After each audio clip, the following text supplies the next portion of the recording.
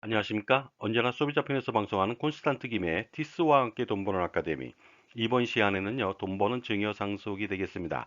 아빠에게 애인이 생긴 경우 재산을 지키는 방법은 무엇이 있을까요? 상처한 지 오래된 아버지에게 요즘 애인이 생겼습니다. 이러한 상황이 발생된다면 자식된 입장에서 과연 기뻐해야 될지 아니면 기뻐하지 말아야 될지 정말로 희비가 교차되는 순간입니다. 만약에 그 애인하고 혼인까지 하게 된다면 또 다른 문제가 불거질 수가 있습니다. 복잡한 상속 문제가 발생하고요. 그 다음에 상속 분쟁이 야기될 수도 있습니다. 만약에 애인하고 결혼을 하게 된다. 그러면요, 계모가 되는데 계모의 상속 지분은 어느 정도 될까요? 부친의 자녀가 두 명이라고 가정해 봤을 때요, 계모의 지분은요, 7분의 3이 됩니다. 따라서 상속 재산이 140억 원이다. 이랬을 때는요, 60억 원은 계모의 차지가 됩니다. 그리고 만약에 부친이 계모를 너무 사랑한 나머지 전 재산을 유증하는 경우도 있습니다. 이때는요, 자녀들은 유류분만 청구가 가능합니다. 따라서 전체 상속재산 140억 원 중에서요, 각각 20억 원씩 총 40억 원밖에 청구할 수가 없습니다. 그래서 100억 원은 계모의 차지가 될 것으로 보입니다. 그런데 설상가상으로요, 계모의 친생자를 양자로 드리는 경우도 있습니다. 아니면 계모가 아이를 낳는 경우도 있겠죠. 이랬을 때는요, 그 아이는 상속 권한이 발생됩니다. 그러므로 그 부친의 친생자들과 상속 분쟁을 피할 수가 없습니다. 만약에 이럴 경우 상속재산 전액을 계모한테 유증했을 때는요, 그 부친의 자녀들은 유류분이 점점 더 쪼그라듭니다. 140억 원 중에서요, 각각 15억 5,556만 원씩 토탈 31억 원밖에 받을 수가 없습니다. 그런데 부친이 애인과 결혼하지 않는다 하더라도 리스크는 남아 있습니다. 그것은 무엇이냐면요, 애인 관계를 유지하면서 재산을 증여할 수도 있는 리스크가 있습니다. 그래서 예를 들어서 그 애인하고 애인의 친척들한테 재산을 증여할 수도 있겠죠. 아니면 조금씩 조금씩 부친의 재산을 빼돌릴 수도 있습니다. 이럴 때 상속인들은요, 증빙하기가 굉장히 어려울 것으로 보입니다. 그런데 아빠와 결혼한 계모가 굉장히 부자입니다. 이랬을 때는 어떤 문제가 생길까요? 굉장히 기뻐할 일일까요? 그렇지 않습니다. 부친의 자녀는요, 계모한테 입양되지 않는 한 계모의 자산은 그림의 떡입니다. 계모는요, 부친의 자산을 상속받고 자신의 자산은요, 자신이 상속이 일어나면 자신의 친생자에게만 상속이 일어나다 보니까요, 부친의 자녀한테는 한 푼도 돌아가지 않습니다. 그리고 애인과 결혼한 부친이요, 베갯머리 송사라고 해서 어떻습니까? 계모의 말을 너무 많이 들었죠? 이럴 경우 부친이 자녀한테 일정한 재산을 먼저 주면서 상속권을 포기하라고 하는 각서를 요구할 수도 있습니다.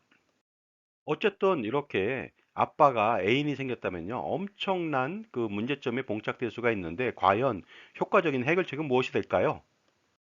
자, 지금까지 제 정보가 만족스러우셨다면요, 구독과 좋아요 부탁드리겠습니다. 감사합니다. 계속하겠습니다. 일단은 부친을 설득해서 재혼을 저지할 수 있습니다. 연애나 동거만 인정하겠다는 것이죠. 그리고 나서 재산 관리를 철저히 할 수도 있겠죠. 그런데 그 와중에도 부친이 애인한테 사전 증여하는 것들을 감시 관리할 수도 있는데 사실상 어려운 일입니다. 그리고 재혼 전에 현명한 부친이라면요, 재산 중 대부분을 부친 자녀한테 사전 증여를 할 수도 있습니다. 그렇게 된다면 재혼 후 자녀 재산에 대해서만 상속 문제가 불거질 수 있겠죠. 그런데 만약에 그 동거도 안 하고 결혼을 강행했습니다. 이랬을 때는 어떻게 하면 좋을까요? 당연히 계모한테 전 재산을 유증하는 것을 저지할 필요가 있겠고요. 계모의 자녀를 입양하는 것도 저지할 필요가 있겠죠. 이것도 굉장히 어려운 문제가 아닐 수가 없습니다. 물론 영화나 드라마를 보면요, 물리적인 폭력을 행사할 수도 있습니다. 이혼을 강요하거나 이혼을 유도할 수도 있겠죠.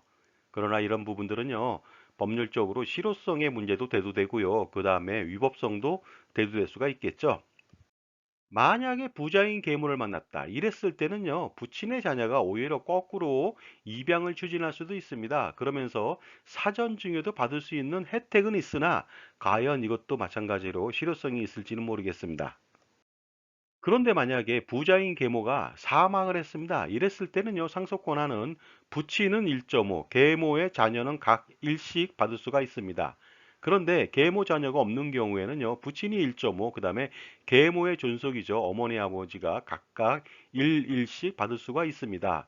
이때도 마찬가지로 부친의 자녀들은 상속 권한이 전혀 없죠. 부친이 애인하고 재혼하지 않고 동거만 하는 경우도 있습니다. 사실혼 관계죠. 그러면서 부친이 계모한테 재산을 주고자 할 경우도 있겠죠.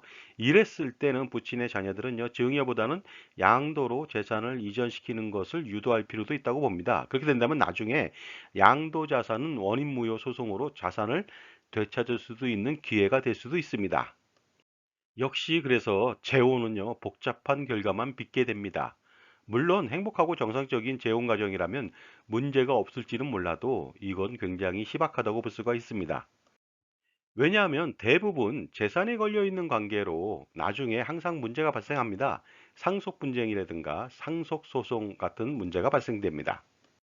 따라서 자산이 굉장히 많은 경우에는요, 재혼을 심사숙고할 필요가 있습니다. 반드시 재혼하기 전에 컨설팅을 받을 필요도 있고요.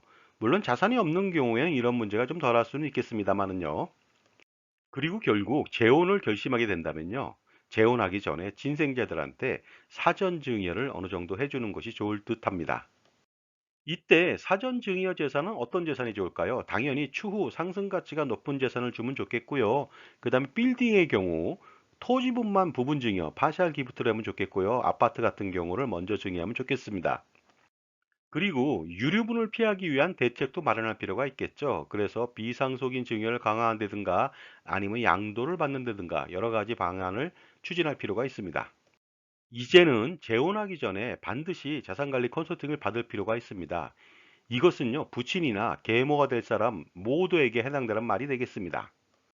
성공하는 자산 관리는요, 투자를 잘하고 절세를 잘하는 것인데요. 이러한 성공하는 자산 관리는 그 특별한 노하우가 있는 것은 아닙니다. 바로 먼저 컨설팅을 받고 나서 최적의 솔루션을 실행하면 되겠습니다. 무엇이든지 실행하기 전에 반드시 해야만 효과가 있는 법이거든요. 자, 지금까지 아빠가 애인이 생겼을 때 재산을 지킬 수 있는 방법에 대해서 말씀 나눴습니다. 감사합니다.